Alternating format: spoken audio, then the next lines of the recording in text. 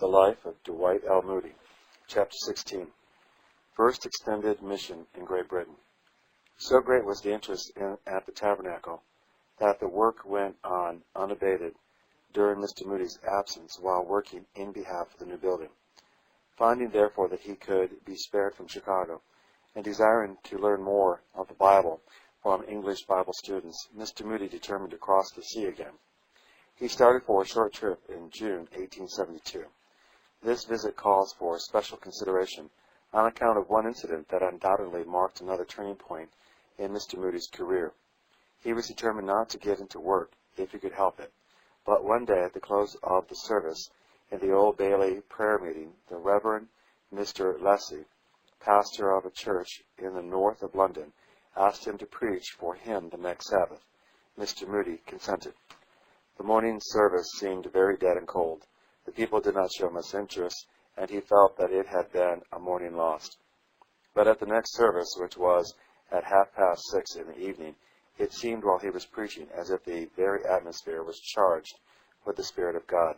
There came a hush upon all the people, and a quick response to his work, though he had not been much in prayer that day and could not understand it. When he had finished preaching, he asked all who would like to become Christians to rise that he might pray for them. People rose all over the house until it seemed as if the whole audience was getting up. Mr. Moody said to himself, "These people don't understand me. They don't know what I mean when I ask them to rise." He had never seen such results before and did not know what to make of it, so he put the test again. "Now," he said, "all of you who want to become Christians, just step into the inquiry room." They went in and crowded the room so that they had to take in extra chairs to seat them all. The minister was surprised, and so was Mr. Moody. Neither had expected such a blessing. They had not realized that God can save by hundreds and thousands, as well as by ones and twos. When Mr. Moody again asked those who really wanted to become Christians to rise, the whole audience got up. He did not even then know what to do, so he told all who were ready in earnest to meet the pastor there the next night. The next day he went over to Dublin, but on Tuesday morning received a dispatch urging him to return, saying that there were more inquiries on Monday than on Sunday. He went back and held meetings for 10 days, and 400 were taken into the church. After some time, what was perhaps the secret of this marvelous manifestation of the Spirit's working was revealed. There were two sisters belonging to that church. One was strong, the other was bedridden. One day, as the sick woman was bemoaning her condition, the thought came to her that she could at least pray, and she began to pray God to revive her church. Day and night her prayer went up to God. One day she read in the paper an account of some meetings Mr. Moody had held in America, and though she did not know him, she began to pray that God would send him to her church. On the Sunday Mr. Moody preached, her sister went home and said, "Whom do you think preached this morning?" She suggested the names of several with whom her pastor was in the habit of exchanging. Finally, her sister told her it was Mr. Moody from America. "I know what that means," cried the sick woman. "God has heard my prayers." Mr. Moody believed that it was this revival that carried him back to England the next year. Among other meetings, he attended the Mid-May Conference, and thus records his impression of the Reverend William Pennefather, the founder of Midley. "I well remember sitting in yonder seat looking up at this platform and seeing the beloved Mr. Pennefather's face illuminated as it were with heaven's light. I don't think I can recall a word that he said, but the whole atmosphere of the man breathed holiness, and I got then a lift and impetus in the Christian life that I have never lost, and I believe the impression will remain with me to my dying day. I thank God that I saw and spoke with that holy man. No one could see him without the consciousness that he lived in the presence of God." It was the first and last time they ever met. Mr. Pennefather was strongly impressed with the conviction that Mr. Moody was one for whom God had prepared a great work, and after his return to America, he wrote him, telling him of the wide open door for evangelical work in London and elsewhere, and promising him a warm welcome if he ever would come over and help them. Other invitations, equally cordial, were received about the same time from Cuthbert Bainbridge of Newcastle-on-Tyne and Henry Brayley of Dublin. These were accompanied with the promise of funds to meet the traveling expenses of Mr. Moody and his party. After arriving for the work in which he had been engaged in Chicago, it was decided to accept his invitation and to return to England for a short visit. Philip Phillips, a warm personal friend of Mr. Moody, was at this time the leading gospel singer in America, and Mr. Moody at once urged him to accompany him. This he was not able to do, and P.P. Bliss, whose reputation as a gospel solo singer and composer had commanded a demand for his services on all sides, was then invited. He had been associated with Mr. Moody on several occasions, and both men were closely attached to each other. But in this he was also disappointed, as it seemed impossible for Mr. Bliss to leave home. It was Mr. Moody's first idea to leave Mr. Sankey in Chicago to continue to work in the mission church and in the association. Finally, however, he decided that the British call was of sufficient importance to take Mr. Sankey with his work for a few months at least. Mr. Moody had at that time about $450, which he had loaned to a friend to be invested during his absence, as all his expenses on the mission were to be met by those who had invited him. Steamship passage for Mr. Moody and his family and Mr. Sankey had been engaged, but the promised funds failed to come. Within a day or two of the time for departure, Mr. Moody had to request the return of his loan to meet traveling expenses. On reaching Liverpool on June 17, 1873, the cause for the non-receipt of the promised funds was at once apparent. All three of the cordial and devoted friends on whose invitation Mr. Moody had depended for moral and financial support had been called to be with their Lord. After reading the letter announcing the death of these friends, Mr. Moody turned to Mr. Sankey and said, God seems to have closed the doors. We will not open any ourselves. If he opens the door, we will go in. Otherwise, we will return to America. On their arrival at Liverpool, they went to a hotel, where they spent the evening. Mr. Moody then discovered in one of his pockets an unopened letter which he had received just before leaving New York from Mr. Bennett, the secretary of the Young Men's Christian Association at York, England. Mr. Bennett said that he had heard of his work in America among young men, and he hoped if he ever came to England he would come there and speak at the association. This door is only ajar, Mr. Moody explained, but we will consider the letter as God's hand leading to York, and we will go there. After spending one night in Liverpool, Mr. Moody, with his family, took the train for London, and Mr. Sankey went to Manchester to the home of the one man whom he knew in England, Henry Morehouse. On receiving Mr. Moody's dispatch that he was ready to begin his meetings in York, Mr. Bennett replied that everything was so cold and dead in the town that it would take at least a month to prepare for the intended mission. The dispatch concluded by asking Mr. Moody to name a date that he could consult him regarding the proposed meetings. With his usual promptness, his telegram was sent in reply. I will be in York tonight. At 10 o'clock that evening he reached the city, where no one except his friend Mr. Bennett had ever seen him, and very few had ever heard his name. The situation was not encouraging, but after looking it over carefully, Mr. Moody declared that every man must make his own way, and that he was ready to go in at once. Mr. Sankey was telegraphed for, and the meetings opened immediately. The next morning, application was made to several ministers of the town for the use of their pulpits in the coming Sabbath, and 2 Wesleyan, a Baptist, and a Congregational church was placed at their disposal. It is interesting to look through the files of the religious papers for the 2 years that covered Mr. Moody's campaign in Great Britain. In some of the later issues, double numbers were published, the extra pages being devoted entirely to articles concerning the great meetings. In contrast with these extensive reports is the following modest little notice in one corner of The Christian, entitled Mr. D.L. Moody in England. Mr. Moody has just arrived in England with his family and is accompanied by a Christian brother who leads the singing at his meetings, after the manner of the well-known and much-loved friend, Philip Phillips. Mrs. Moody and her children remain with her sister in the neighborhood of London while her husband is holding meetings in the Providences. Last Lord's Day, he preached in independent and Wesleyan chapels in York, and we believe that he intends to continue a while in the north of England and then go to Scotland. He prefers preaching in chapels and so strengthening existing causes to commencing a new work in public halls, etc. Any friends who desire his help, especially in the North, should write him at once. Young Men's Christian Association, York. We will notify change of address from week to week as we receive it from him. The clergy at first were strongly inclined to look upon the newcomers with suspicion and disfavor, and the attendance was small to begin with. But gradually the meetings grew in interest, the clergy cooperated, and both preaching and singing became the subject of public conversation throughout the community. Mr. Moody wrote from York on June 30th to Mr. Farwell of Chicago as follows. You will see by the heading of this note that I am in York. I began here 1 week ago yesterday, Sunday, and had had splendid success so far. Yesterday we had 4 meetings. They were large and I think very profitable. God was with us. I preached in the morning on They that be wise shall shine, in the afternoon on No difference, and in the evening from the text, The Spirit of the Lord is upon me, because he has anointed me to preach the gospel.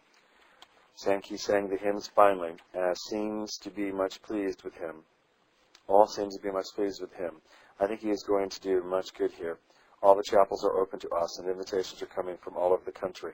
I think we shall have all we can do here. I think of you all and get fearfully homesick at times. Keep me posted in regards to the Young Men's Christian Association building and all about the stock. I should like to see a good building go up there. I do not see any better opportunity to work for Christ than in that field.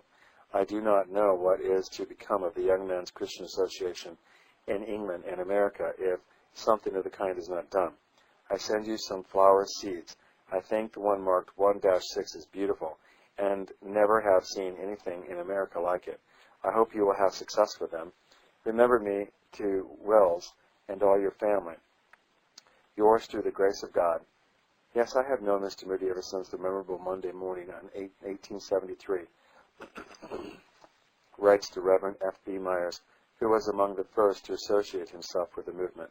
I can see him now standing up to lead the first noon prayer meeting in a small, ill-lit room in Coney Street, York, little realizing that it was the seed germ of a mighty harvest and that a movement was beginning that would culminate in a few months in Free Assembly Hall, Edinburgh, and ultimately in the Agriculture Hall of the Royal Opera House, London. It was the birth time of new conceptions of ministry, new methods of work, new inspirations and hopes. What an inspiration when this great and noble soul first broke into my life. I was a young pastor then in the old city of York, and bound rather rigidly by the chains of conventionalism. Such had been my training, and such might have been my career, but here was a revelation of a new ideal. The first characteristic Mr. Moody's that struck me was that he was so absolutely unconventional and natural. That a piece of work had generally been done under a certain method would probably be the reason why he would set about in some fresh and unexpected way. That the new method startled people was the greater reason for continuing it, if only it drew them to the gospel. But there was never the slightest approach to irreverence, fanaticism, or extravagance. Everything was in perfect accord with a rare common sense, a directness of method, a simplicity and transparency of aim, which were as attractive as they were fruitful in result. The first 10 days of his meetings were only moderately successful, and he gladly accepted my invitation to come to the chapel where I ministered, and there we had a fortnight of most blessed and memorable meetings. The little vestry there, how vividly I remember it, was the scene of our long and earnest prayers as we knelt around the leather-covered table in the middle of the room. 2 Presbyterian students, brothers from Dr. McKay's church in Hull, often used to pray with us, and I remember that Mr. Moody, at the Great Free Trade Hall, Manchester, referred to that little room as the fountain from which the river of blessing for a whole country had sprung. Many recollections of these days come back as I write, how in the midst of tea at home, Mr. Moody suddenly felt that he should preach his afterward famous sermon on heaven, and started off on a 3-mile walk to fetch his notes. How Mr. Sankey went over to see Mr. Rees of Sutherland, the sailor preacher, to whom I had introduced them, and proved his singing powers in the little back parlor of a butcher's shop, to the entire satisfaction of both minister and elder. How we had our all-day meeting, the first of its kind in England, and how the fire of God burned hot, in all our hearts. Ah, blessed days, that will live as long as memory endures, days of heaven, of wonder, of a new and brilliant constellation in one sphere, of the beginning of a lifelong devotion to another man, which has only ripened and deepened with every succeeding year. The first public record of the meeting in York appeared in The Christian for July 10th in a letter from Mr. Bennett, who said, "The following notes of our brother D.L. Moody's evangelistic labors in this city will doubtless be welcomed by your readers. On Sunday morning, June 22nd, Mr. Moody preached in Salem Congregational Chapel to Christian workers in the afternoon in the Corn Exchange to about 1,000 persons, and in the evening at Wesley Chapel. Many were impressed.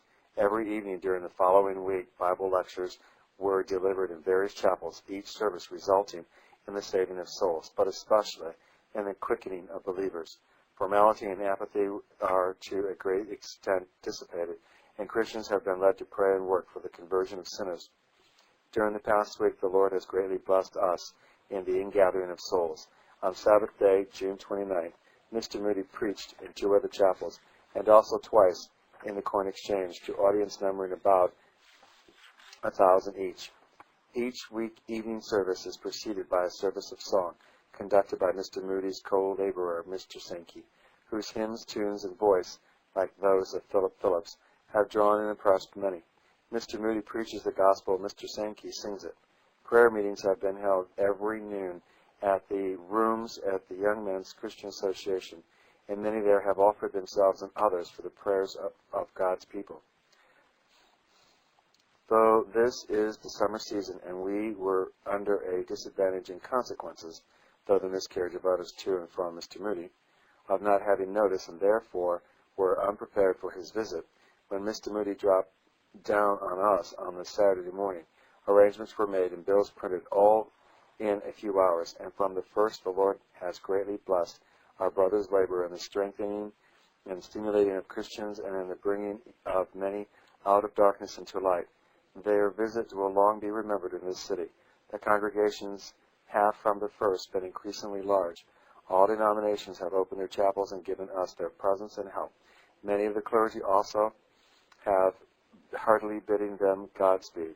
P.S. Sunday evening, 11 p.m. Just before posting this, let me add that this afternoon a large chapel was filled to hear Moody. A deep impression was made.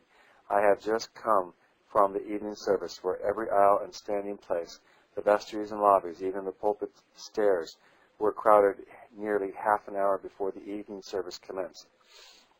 The Holy Spirit worked mightily. Sinners in all positions in life sought the Lord earnestly, and Christian brothers and sisters of the Church of England, friends, and of every denomination, were constrained without invitation to speak and pray with them. I don't know how many, but over 50 gave their hearts to Christ.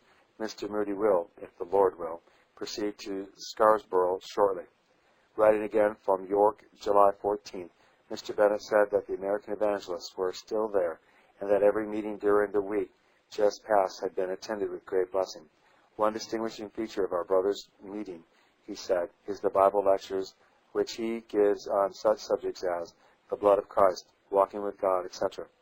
The passages of Scriptures are previously selected and read out by friends in various parts of the audience. The chapel was crowded long before the service last evening, and many sought and found the Savior. We have had most refreshing seasons at our noon prayer meetings. We hope to continue them. Let me ask the Lord's children to pray that these meetings may become an institution in this city and be greatly used of God in the binding together of Christians of every name, in the deepening of their spiritual life and fever, and in the establishment of a great rallying center for organization and aggressive effort. Each public service was followed by an inquiry meeting, which at first was considered a novelty, but gradually became a great power in the work. Mr. Moody's manner of expounding the Scripture at once attracted attention. The Bible readings, which he had given in Brooklyn and other cities, were continued with great effect. Believers were aroused to a new interest in the sacred word. Bibles were seen at every meeting, and new methods of Bible study were suggested. Mr. Meyer thinks that no one has given a greater impulse to Bible study than Mr. Moody. During the time of his meetings in Great Britain, the Baxter Publishing House could hardly keep pace with the demand for Bibles which he created. He says he knew his Bible as very few have done, and was always wearing out Bibles, covering the margins with references and notes and allowing them to pass freely among his friends. His Bible school and Chicago seminary have filled hundreds of young minds with the same enthusiasm. In my earnest acquaintance with him, I remember how eager he was that I should tell him any new thing I had discovered in the Word of God. How interested he was, for instance, when I said that the use of the article in Acts 1 indicated that the scene of Pentecost was the same upper room where the apostles had prepared for the Passover. The first all-day meeting which Mr. Moody held in England was arranged by Mr. Meyer and himself as they walked up and down Coney Street, York. It began at 11 a.m. and lasted 6 hours, and an evening service followed. From its novelty, it attracted great attention, and it commended itself heartily to all who attended the services. First, there was an hour for confession and prayer. Second, an hour for praise. Third, a promise meeting, which consisted of testimonies on the part of believers to the fulfillment of promises in their own experiences. Fourth, a witness meeting, which was a succession of public confession of Christ by young converts. Fifth, a Bible lecture by Mr. Moody. And finally, a communion service conducted by Mr. Moody and 4 ministers. After 5 weeks of meetings in York, resulting in the professed confession of several hundred people, Mr. Moody went to Sunderland, where the meetings were even more largely attended. The chapel in which the services were held soon became too small for the audience, finally necessitating the use of one of the largest halls in the north of England. Mr. Rees, who invited Mr. Moody to Sunderland, was an open communion Baptist, the pastor of a Bethesda chapel where the inquiry rooms were held after the first meeting in the Victoria Hall. The weekday meetings were held in such chapels as could be secured, for there was more or less criticism to be overcome. It was said that there was only one minister heartily in sympathy with the revival movement. All the other clergymen were half-hearted or even active in opposition. During the Sutherland mission, a committee from the Young Men's Christian Association called upon Mr. Moody and asked him to speak before the young men. The invitation was readily accepted. The committee then apologized for not joining earlier in the work, explaining that their delay was not due to lack of sympathy, but to the fear that the association would be injured if its officers seemed to favor a sectarian work. When they came to a better acquaintance with him, they were frank to acknowledge how little they knew at the time of the spirit of the preacher. In Sunderland, as in York, special stress was laid upon the noon prayer meeting and upon the afternoon meetings. Here also an all-day meeting was held. It is interesting to read the impression which Mr. Rees had after working for a month with Mr. Moody and Mr. Sankey. Number 1, both these brethren are genuine to the backbone. Number 2, they are disinterested as they are zealous, and their zeal is extraordinary. Number 3, Mr. Moody is in the Mercurius, Nercurius, of the pair. Mr. Sankey is not the juniper or the orifices. The former is not eloquent but very fluent, not poetic but rhetoric.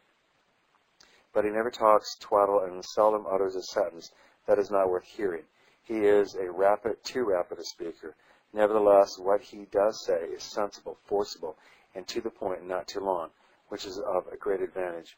He is American to the core, in speech, intonation, and vigor. His anecdotes are superabundant, and for the most part, the acquisition of his experience. They are always apt, often most pathetic, and sometimes appalling. His earnestness is intense, his energy untiring, his courage leone, his tact uncommon, and his love for souls most tender. After the Sunderland mission, Mr. Moody began a new work in Newcastle on Tyne. He had now gained the sympathy of nearly all the ministers of the several denominations, except those of the established church, who, learning that he was not ordained, refused in any way to countenance the work. After a few weeks of very successful meetings, the editor of the Newcastle Chronicle, a Mr. Cowan, then a member of Parliament for that district, described the meetings in his paper, speaking of them as a wonderful religious phenomenon. On the whole, it was a friendly review and criticism of the work.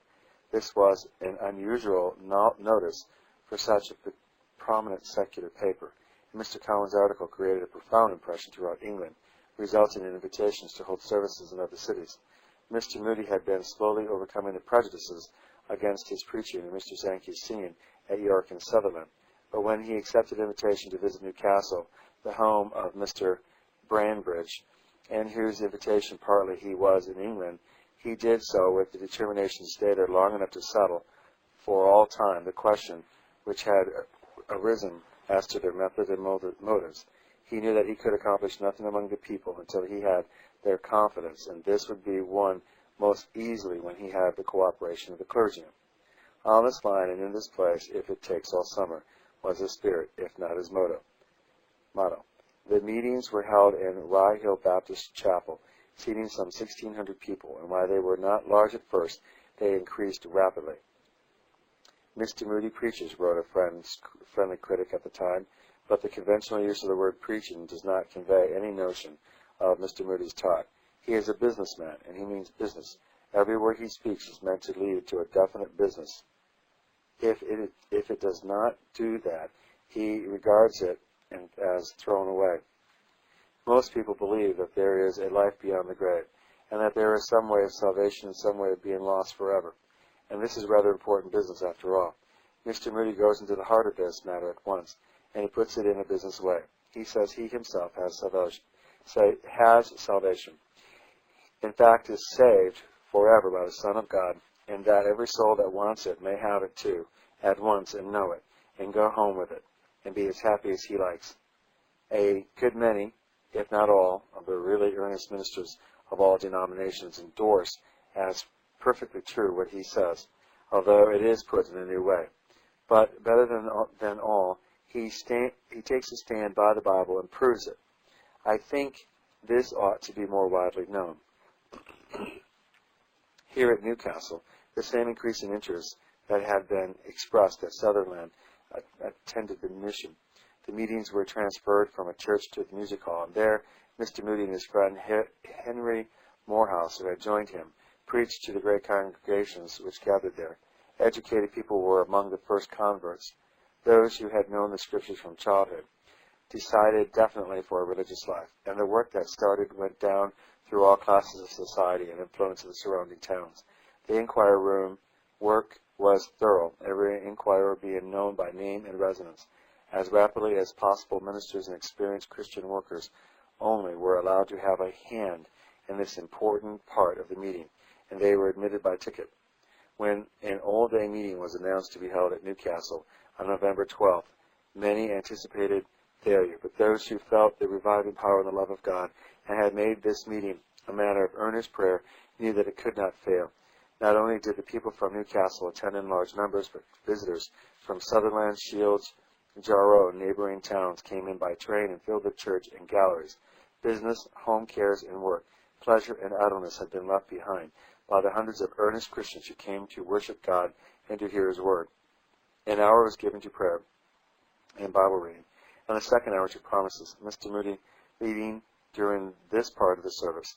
Another hour was set apart for experience and exhortation, which was followed by an address by Mr. Morehouse on separation.